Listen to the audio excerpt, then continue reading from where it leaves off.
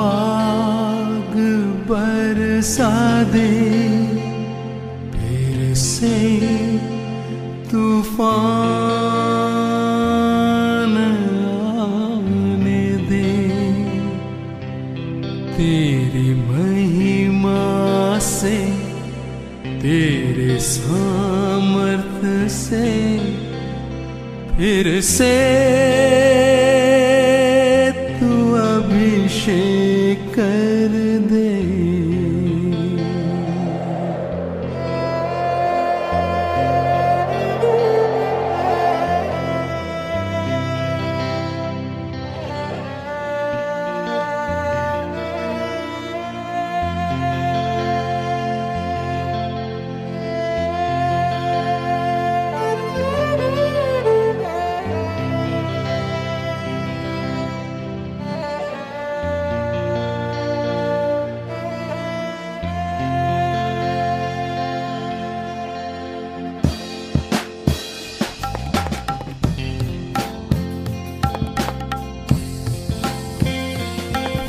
से वो आग बरसा दे, फिर से तूफान आने दे। तेरी महिमा से, तेरे सामर्थ्य से फिर से तू अभिषेक कर दे। फिर से वो आग बरसा दे, फिर से तूफान आने दे। तेरी महिमा से, तेरे सामर्थ्य से फिर से तू अभिषेक कर दे। आ पवित्र आत्मा, आ पवित्र आत्मा, आ पवित्र आत्मा, आ पवित्र आत्मा, आ पवित्र आत्मा, आ पवित्र आत्मा।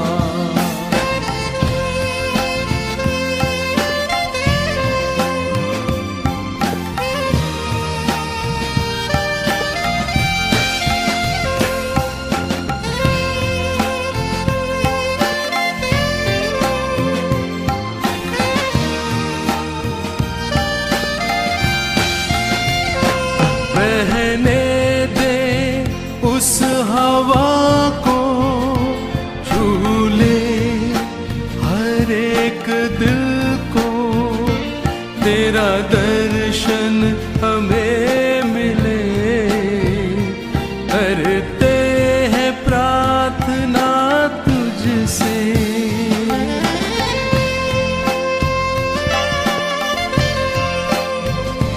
बहने उस हवा को, झूले हर एक दिल को। तेरा दर्शन हमें मिले, करते हैं प्रार्थना तुझसे। तेरी महिमा से, तेरे सामर्थ्य से फिर से तू अभिषेक कर दे। तेरी महिमा से, तेरे सामर्थ्य से फिर से तू अभिषेक कर दे। आ पवित्र आत्मा, आ पवित्र आत्मा, आ पवित्र आत्मा, आ पवित्र आत्मा,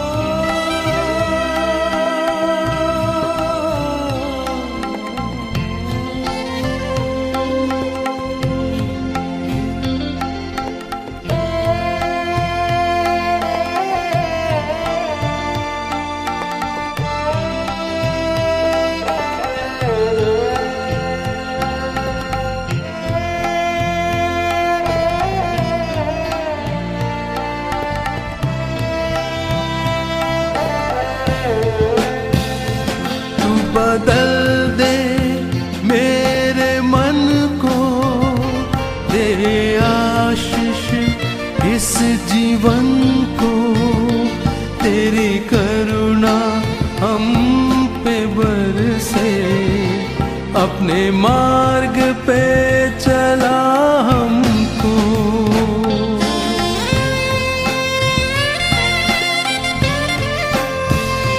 तू बदल दे मेरे मन को, दे आशीष इस जीवन को, तेरी करुणा हम पे बरसे, अपने मार्ग पे चला हमको। तेरी महिमा से, तेरे सामर्थ से, फिर से तू अभिषेक कर दे। तेरी महिमा से, तेरे सामर्थ से, फिर से तू अभिषेक कर दे। आ पवित्र आत्मा, आ पवित्र आत्मा, आ पवित्र आत्मा, आ पवित्र आत्मा, आ पवित्र आत्मा, आ पवित्र आत्मा। फिर से वो आग बरसा दे, फिर से तूफान आने दे, तेरी महिमा से, तेरे सामर्थ से, फिर से तू अभिषेक कर दे।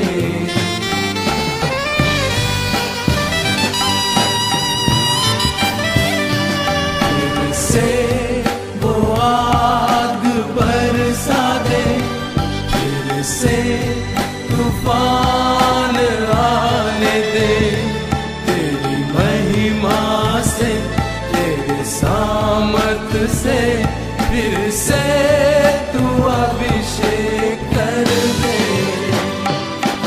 आ पवित्र आत्मा, आ पवित्र आत्मा, आ पवित्र आत्मा, आ पवित्र आत्मा, आ पवित्र आत्मा, आ पवित्र आत्मा, आ पवित्र आत्मा, आ पवित्र आत्मा, आ पवित्र आत्मा, आ पवित्र आत्मा, आ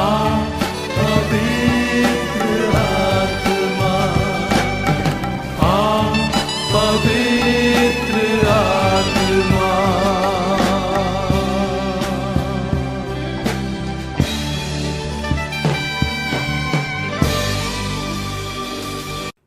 સૌપ્રથમ તો પ્રભુ ઈસુ ખ્રિસ્તના નામમાં આ ઓનલાઈન બાઇબલ સ્ટડીમાં તમામ વાલા ભાઈ બહેનોનો અત્યારે હું આવકાર કરું છું ને જેટલા પણ અત્યારે ઓનલાઈન બાઇબલ સ્ટડીમાં જોડાયા છે એ તમામ વાલા ભાઈ બહેનોનો અત્યારે આ સમય ખરા હૃદયથી ખરા મનથી હું દરેકનો આભાર માનું છું ને તેમનો પ્રભુ ઈસુ ખ્રિસ્તના નામમાં આવકાર કરું છું.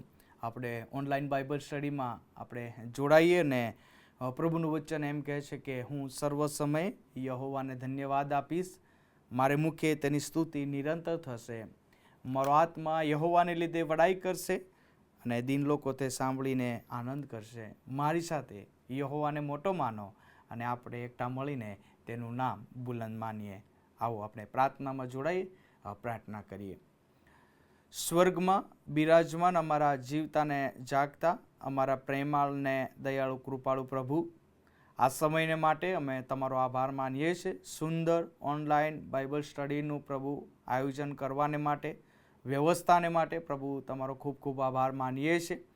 અને પ્રભુ આ ઓનલાઈન પ્રભુ બાઇબલ સ્ટડી દ્વારા પ્રભુ એ વચનો દ્વારા એ પ્રાર્થનાઓ દ્વારા તમે લોકોની સાથે વાત કરો છો, વ્યવહાર કરો છો, એને માટે પણ પ્રભુ અમે તમારો આભાર માનીએ છીએ.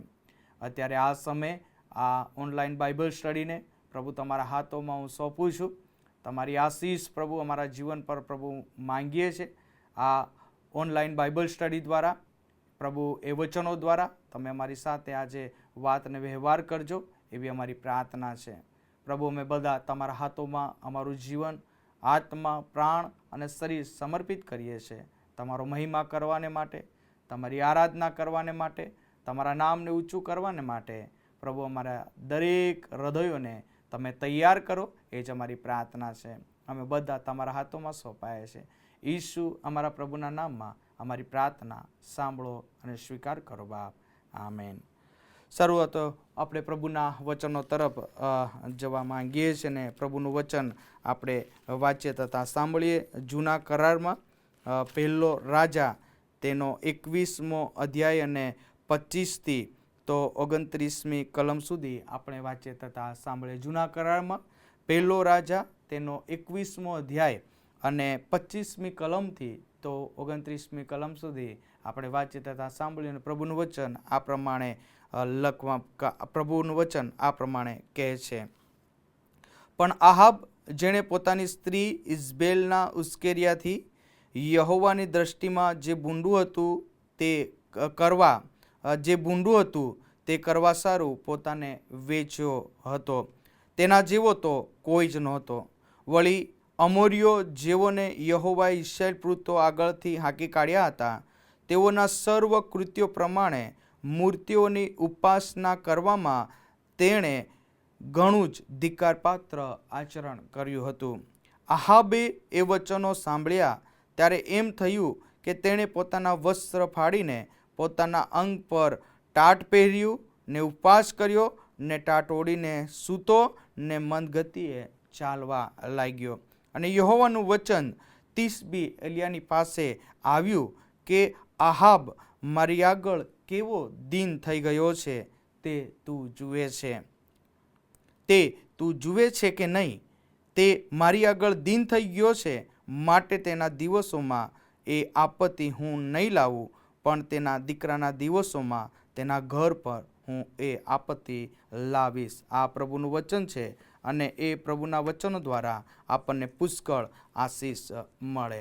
આપણે પ્રભુના વચનોમાં આપણે જવા માંગીએ છીએ ને પ્રભુના વચનોમાં જતા પહેલાં ફરીથી હું આ સમયે ઓનલાઈન બાઇબલ સ્ટડીમાં હું પ્રભુ ઈસુ ખ્રિસ્તના નામમાં દરેકનો અત્યારે હું આવકાર કરું છું. ને આ ઓનલાઈન બાઇબલ સ્ટડીમાં જે પ્રભુનું વચન આપવાને માટે મને જે તક મળી માટે હું માનનીય બિશપ સાહેબનો અને તમામ અધિકારી ગણોનો, તમામ સાહેબોનો હું અત્યારે આ સમયે આભાર માનું છું.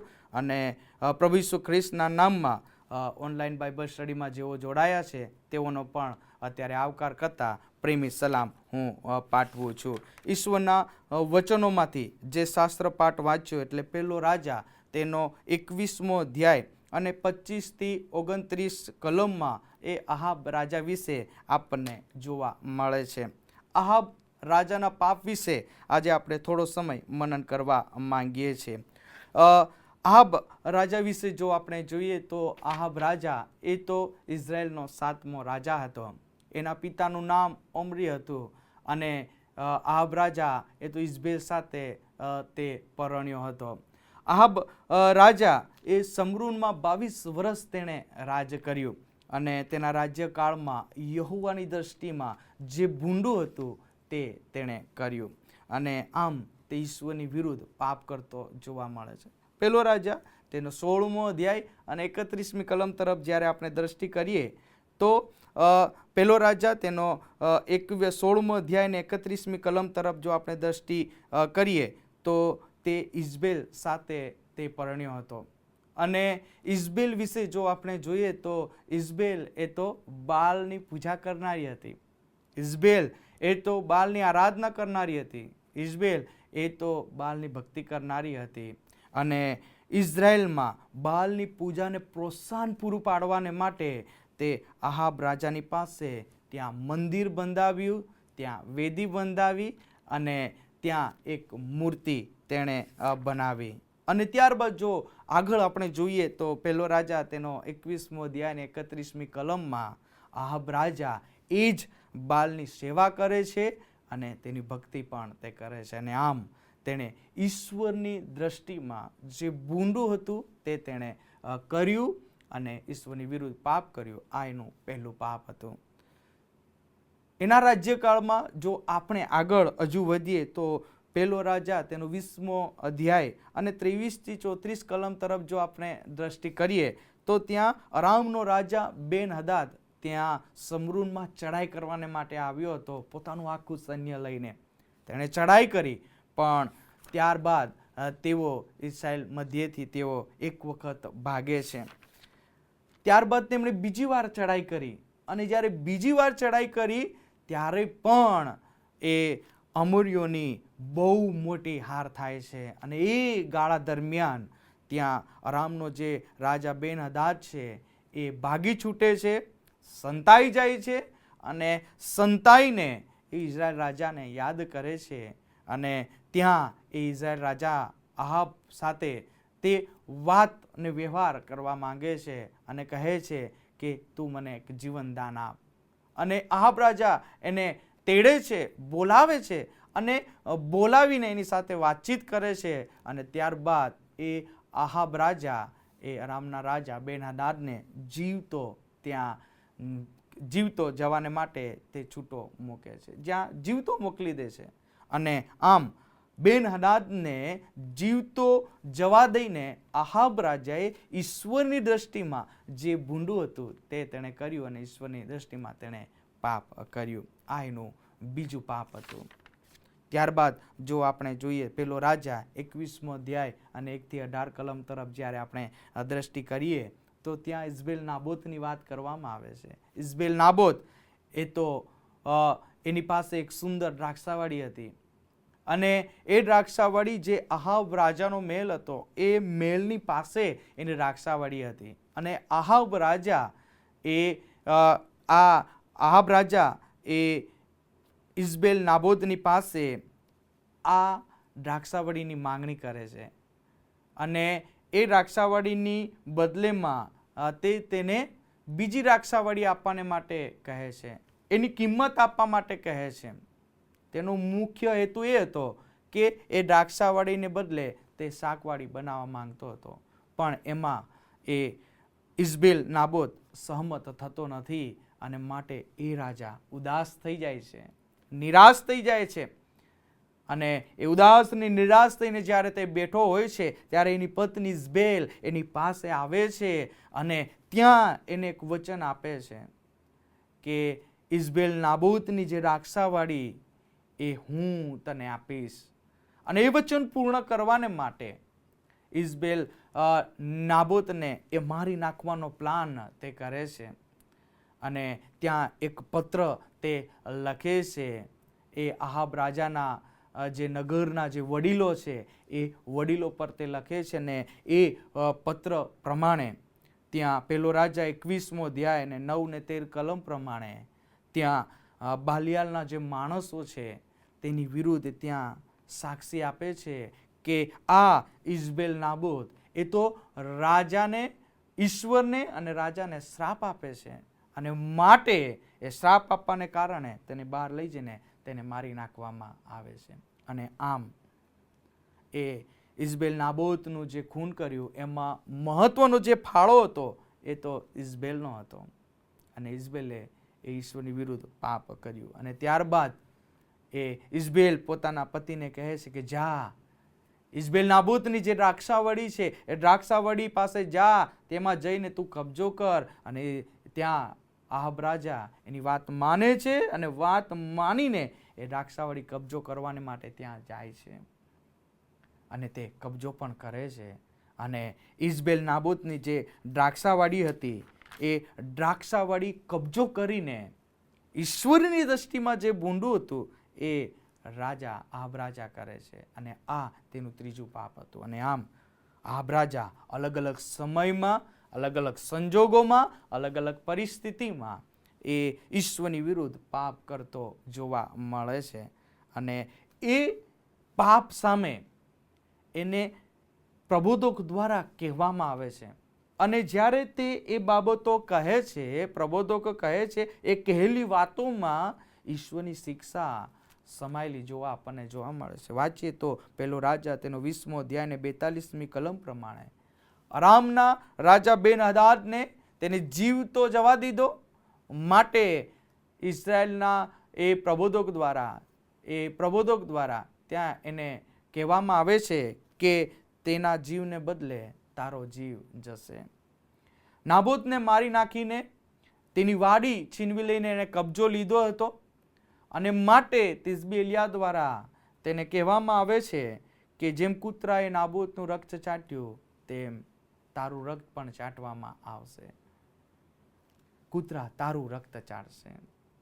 પછી પ્રભુ કહે છે કે તારા પર હું આપત્તિ લાવીશ. પ્રભુ કહે છે કે હું તારા પર છેક વિનાશ કરીશ, તારો છેક વિનાશ કરીશ.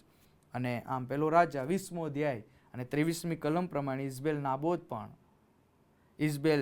ઇઝબેલે એ નાબોતનું જ્યારે ખૂન કર્યું હતું ત્યારે એના પર પણ ઈશ્વરનું વચન એવું આવ્યું કે તેને તેના કોટની આગળ કૂતરા ખાશે.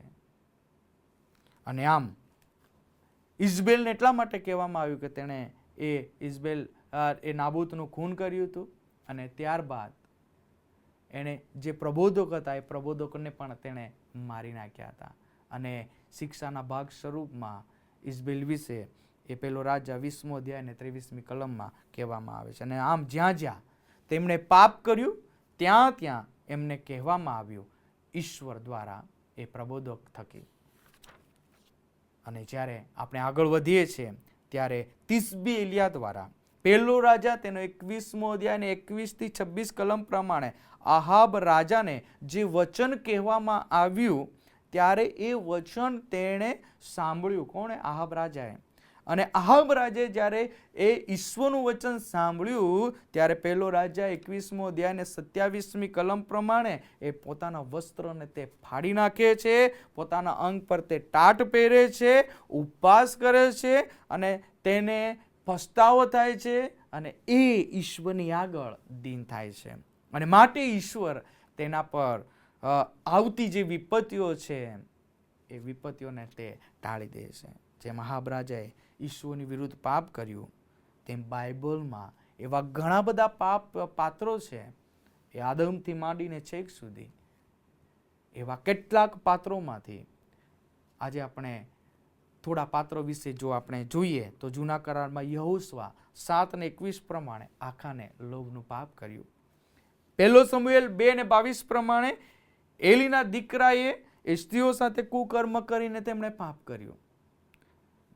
એ બીજો સમુએલ તેનો 11મો અધ્યાય 1 થી 5 કલમ પ્રમાણે દાઉદ રાજાએ બેતશબા સાથે વ્યભિચારનું પાપ કર્યું, અને પાપ કર્યું એટલું જ નહીં પણ એના પતિને મારી નખાવીને ખૂનનું પણ પાપ કર્યું. પેલો રાજા 13મો અધ્યાય અને 33મી કલમ પ્રમાણે યરોબામ રાજા એ લેવીઓમાંથી નહીં પણ લોકોમાંથી ઉચ્ચ સ્થાનોમાં યાજકો ઠરાવ્યા, અને લખવામાં આવ્યું છે કે તે પોતાના કુમાર્ગોથી પાછો ફર્યો નહીં અને ઈશ્વરની વિરુદ્ધ તે પાપ કરતો રહ્યો. નવા કરારમાં જોઈએ તો માથી 26 ને 14 અને 15 કલમ પ્રમાણે યહૂદા ઇસ્કરિયોત એ લોભનું પાપ કરીને ઈશ્વરને પરસવાંદી કરીને પાપ કરે છે. પ્રેરિતોનું કૃત્યો તેનો 5મો અધ્યાય અને 1 થી 11 કલમ પ્રમાણે અનાનિયા અને સાફીરાએ એ જમીનનું મૂલ્ય પોતાની પાસે રાખીને અને એ પવિત્ર આત્માની વિરુદ્ધ જૂઠું બોલીને એણે પાપ કર્યું. વાલા ભાઈ બહેનો, આજના સમયમાં જો આપણે જોઈએ તો જેમ આહાબ રાજાએ, ઇઝબેલે અને બાઇબલના એ અનેક પાત્રોએ ઈશ્વરની વિરુદ્ધ જે પાપ કર્યું એ જ પાપ કરવાનો જે સિલસિલો છે એ સિલસિલો આજે પણ આપણા જીવનમાં જોવા મળે છે, ચાલી રહ્યો છે. ઈશ્વરની આજ્ઞા તોડવાનું પાપ, ઈશ્વરને આધીન ન થવાનું પાપ, ઈશ્વરથી દૂર રહેવાનું પાપ, ઈશ્વરનો ડર ન રાખવાનું પાપ, લોભનું પાપ, ઈશાને દેખાઈનું પાપ, વ્યભિચારનું પાપ, પક્ષપાતનું પાપ, અન્યાય કરવાનું પાપ, જૂઠું બોલવાનું પાપ અને છેતરપિંડી કરવાનું પાપ, અને અનેક પ્રકારના એ પાપો આપણા જીવનમાં કંઈક ને કંઈક રીતે આજે પણ જોવા મળે છે. પાપ કરવાનો એ જે સિલસિલો છે એ આપણા જીવન માટે આજે એક રમત બાબત બની ગઈ છે. પેલો રાજા 16મો અધ્યાય 31મી કલમ પ્રમાણે આહાબ રાજા વિશે લખવામાં આવે છે કે યરોબામના પાપને માર્ગે ચાલવું એ આહાબ રાજાને માટે એક સામાન્ય બાબત બની ગઈ હતી. પાપ કરવું આપણા માટે સામાન્ય બાબત બની ગઈ છે આજે, પણ ઈશ્વરની નજરમાં નહીં. પાપ એ સામાન્ય બાબત નથી ઈશ્વરની નજરમાં. ઈશ્વર એ પાપને ચલાવી લેતો નથી, એ પાપને ધિક્કારે છે. એ નાનું પાપ હોય કે મોટું પાપ હોય, પાપ એ પાપ હોય છે. ઈશ્વરની નજરમાં એ પાપ હોય છે. આપણા જીવન તરફ જો આપણે દ્રષ્ટિ કરીએ તો ઈશ્વરની વિરુદ્ધ પાપ કરવું એ આપણા માટે આજે એક રમત બાબત બની ગઈ છે. પણ ઈશ્વરની વિરુદ્ધ પાપ કરવામાં આપણને આજે ડર પણ લાગતો નથી. રમત તો બાબત બની ગઈ છે, પણ ઈશ્વરની વિરુદ્ધ જે પાપ કરવું છે એ પાપ કરતા પણ આપણને જરા પણ ડર લાગતો નથી. એને આપણે પાપને મસ્કરીમાં ઉડાવતા હોય છે. પણ ઈશ્વરનું વચન શું કહે છે? નીતિવચન 14 ને 9 કલમમાં કે મૂર્ખ એ પાપને મસ્કરીમાં ઉડાડે છે. નીતિવચન 10 ને 23માં શું લખવામાં આવ્યું છે? કે દુષ્ટતા કરવી એ મૂર્ખને તો રમત જેવું છે. અને આજે આપણે પણ પાપ સાથે રમત રમતા આવ્યા છે. રમત રમી રહ્યા છે. અને ઈશ્વરની નજરમાં જે ભૂંડું છે તે આપણે કરી રહ્યા છે. આપણા જીવનમાં કોઈ ફરક જોવા મળતો નથી. ઈશ્વરના વચનો ઘણા આપણે સાંભળ્યા, અને ઈશ્વરના વચનો સાંભળીને જે ફરક મારા ને તમારા જીવનમાં જોવા મળવો જોઈએ એ ફરક આજે આપણા જીવનમાં જોવા મળતો નથી. જેમાં આહાબ રાજાએ ઈશ્વરનું વચન સાંભળ્યું ત્યારે ઈશ્વર તેના વિશે કહે છે કે જુઓ તે કેવો દીન થઈ ગયો છે. પણ આપણે ઈશ્વરના વચનો એ ચર્ચમાં સાંભળીએ છીએ, આપણે મીટિંગોમાં સાંભળીએ છીએ, ઓનલાઈન બાઇબલ સ્ટડીમાં પણ સાંભળીએ છીએ, તેમ છતાં પણ આપણા જીવનમાં કોઈ ફરક જોવા મળતો નથી. આપણે દીન થતા. અને જે પાપનો સિલસિલો શરૂઆતથી ચાલતો આવ્યો છે એ પાપનો સિલસિલો આજે પણ આપણા જીવનમાં ચાલતો આવી રહ્યો છે. ઈશ્વરનું વચન એ આરસી સમાન છે, અને તે આપણી ભૂલો અને અપરાધોને બતાવે છે. તેમ છતાં પણ એ તરફ પણ આપણે ધ્યાન આપતા નથી. જ્યારે એ પાપનું વર્ચસ્વ આપણા જીવનમાં ચાલુ જ રહે છે ત્યારે એ પાપ આપણને ઈશ્વરથી દૂર લઈ જાય છે, ઈશ્વરની સંગતથી દૂર લઈ જાય છે. અને જ્યારે હું ને તમે એ ઈશ્વરની સંગતથી દૂર જતા રહીએ છીએ ત્યારે શૈતાન જે ગાજના સ્ત્રીની પેટે જે કોઈ પણ મળે છે એને ગળી જવાને માટે તાકતો ફરે છે, એ શૈતાન મને ને તમને એ એના અધિકાર હેઠળ રાખી લે છે, પકડી પાડે છે, અને એના અધિકાર હેઠળ રાખીને એ મને ને તમને એ ઈશ્વરથી દૂર લઈ જઈને ઈશ્વરની પાસે જવા દેતો નથી. અને એના માટે તે વિશેષ પ્રયત્ન કરવાનું ચાલુ જ રહે છે. પણ એક બાબત આપણે હંમેશા યાદ રાખવાની છે, આપણા હૃદયમાં એને આપણે રાખવાની છે, એ છે કે આપણે ગમે તેટલા પાપ કરીને એ ઈશ્વરની સંગતથી, ઈશ્વરથી દૂર આપણે જતા રહીશું, પણ ઈશ્વર એ પાછા ફરવાની રાહ આજે પણ જોઈ રહ્યો છે. ઈશ્વર આજે પણ મારી ને તમારી રાહ જોઈ રહ્યો છે. ઉડાવ દીકરા જ્યારે પોતાના પિતાને મૂકીને તેનાથી દૂર જતો રહ્યો ને, પોતાના મોજ શોખમાં પોતાના બાપને ભૂલી ગયો ને, પણ એનો પિતા એને ભૂલી ગયો નહીં. એનો પિતા એની રોજ એની રાહ જોઈને એ બેઠો હતો. ઉડાવ દીકરાની જેમ આપણે પણ પાપ કરીને એ આપણા ઈશ્વરથી આપણે દૂર જતા રહ્યા છે. અને ઈશ્વરથી દૂર રહીને આપણે એ દુનિયાના મોજ શોખમાં એ ઈશ્વરને આપણે ભૂલી ગયા છે, પણ એ ઈશ્વર મને ને તમને ક્યારે ભૂલ્યો નથી. અને એ રોજ આપણી રાહ જુએ છે કે હું અને તમે એ પાપથી ફરીને એ ઈશ્વરની પાસે પાછા આવીએ, એના ચરણોમાં આપણે નમીએ, એની સંગતમાં જોડાઈએ, તેનામાં રહીને આપણે જીવન જીવીએ. પણ આપણા જીવનમાં કેવું છે? કંઈક આ પ્રમાણું છે કે આપણે દેવળમાં જવું, ભક્તિ કરવી, પ્રાર્થના કરવી, સ્તુતિ આરાધના કરી અને ઈશ્વરનું વચન સાંભળવું, ત્યારબાદ પાછું એ જ પરિસ્થિતિમાં જીવન જીવવું, ફરીથી એ જ પાપમાં જીવન જીવવું, એ આપણા જીવનની એક આદત બની ગઈ છે. દૂધમાં અને દહીંમાં પગ રાખવું, બે ધણીની ચાકરી કરવી, એ આપણા માટે એક સામાન્ય બાબત બની ગઈ છે. આહાબ રાજાના જીવનમાં પણ કંઈક એવું જ હતું. પાપ કરવું એ તેના માટે એક સામાન્ય બાબત બની ગઈ હતી. પાપ કરવું તો ચાલશે, કઈ વાંધો નહીં, શું થવાનું છે? પણ પાપ, વાલા ભાઈ બહેનો, મને ને તમને અંધકારમાં લઈ જાય છે.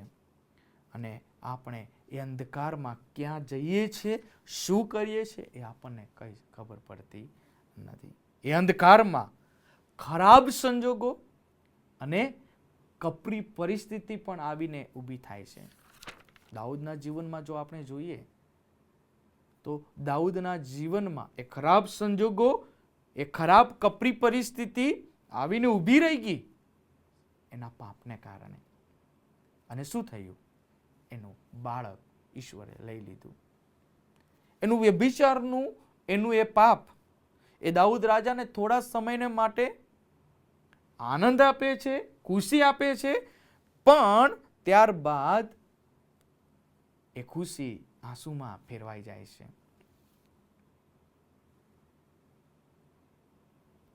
આહાબ રાજાના જીવનમાં પણ એ ખરાબ સંજોગો, એ કપરી પરિસ્થિતિ, એનું જીવનું જોખમ આવવાનું જ હતું. પણ એવા સમયગાળા દરમિયાન પ્રબોધક દ્વારા ઈશ્વરનું વચન એની સમક્ષતામાં આવ્યું, એની પાસે આવ્યું, અને એ ઈશ્વરના વચનો તેને સાંભળ્યા, અને ઈશ્વરના વચનનો પ્રકાશ એના પર પડ્યો, એની આંખો ઉઘડી ગઈ, અને તે ટાટ ઓડીને બેસી રહ્યો, તે રાખમાં બેઠો, તે ઈશ્વરની આગળ દીન થયો, એને પસ્તાવો થયો, અને ઈશ્વરે તેનો બચાવ કર્યો. શું આજે આપણે પસ્તાવો કરવાને માટે, પાપની કબૂલાત કરવાને માટે, એ માફી માંગવાને માટે, એ પાપનો ત્યાગ કરવાને માટે, ઈશ્વરની આગળ દીન થવાને માટે, શું એ ખરાબ સંજોગો અને ખરાબ પરિસ્થિતિ જે આપણા પાપને કારણે આવે છે તેની રાહ જોઈને આપણે બેઠા છે? શું પાપની શિક્ષા આપણા જીવનમાં ક્યારે આવશે ને કેવી રીતે આવશે એ તો આપણને જરા પણ ખબર નથી. દાઉદ રાજાને ખબર નહોતી કે તેના પાપનું પરિણામ શું આવવાનું છે. અનાનિયા અને સાપીરાને પણ ખબર નહોતી કે એનું પાપનું પરિણામ શું આવવાનું છે. મને ને તમને પણ ખબર નથી કે આપણું પાપનું પરિણામ એ કેવું આવશે અને ક્યારે આવશે. પણ એક બાબત તો પાક્કી જ છે કે જો હું અને તમે ઈશ્વરની વિરુદ્ધ પાપ કરવાનું ચાલુ જ રાખીશું, ઈશ્વરની નજરમાં ભૂંડું કરવાનું ચાલુ જ રાખીશું, તો એ પાપનું પરિણામ આપણને 100% એ નરકની ખાઈ સુધી લઈ જશે.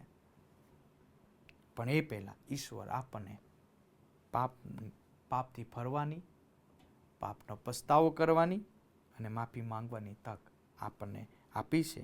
ઈશ્વરની આગળ આપણા પાપોની આપણે કબૂલાત આજે કરીએ.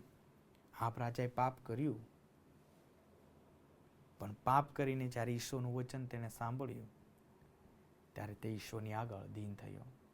અને જ્યારે તે ઈશ્વરની આગળ દીન થયો ત્યારે ઈશ્વરે તેના પર દયા કરી. આપણે પણ ઈશ્વરની આગળ પાપ કર્યું છે, તો આજે જ, હમણાં જ એ આહાબ રાજાની જેમ આપણે પણ ઈશ્વરની આગળ દીન થઈએ, આપણા પાપનો પસ્તાવો કરીએ, આપણા પાપોની આપણે માફી માંગીએ, આપણા પાપોની આપણે કબૂલાત કરીએ, આપણા પાપોનો આપણે તે ત્યાગ કરીએ અને ઈશ્વરની આગળ ખરા હૃદયથી, ખરા મનથી આપણે માફી માંગીએ. અને જો હું ને તમે ઈશ્વરની આગળ માફી માંગીશું તો ઈશ્વર મને ને તમને 100% માફ કરશે. એનું વચન કહે છે કે ઈશ્વરનું લોહી આપણને સગળા પાપથી શુદ્ધ કરે છે. અને જો હું ઈશ્વર આપણા જીવનમાં એ પાપોની માફી આપીને આપણા જીવનને શુદ્ધ ને પવિત્ર કરશે. નિર્ણય આપણે કરવાનો છે કે આપણે શું કરવાનું છે. પ્રભુને સમર્પણ કરવાનું છે, પાપથી બચવું છે કે પછી આપણે શિક્ષા ભોગવવી છે. એનો નિર્ણય મારે ને તમારે કરવાનો છે. અને નિર્ણય કરવાને માટે પ્રભુ મને ને તમને સહાય કરે. આમેન.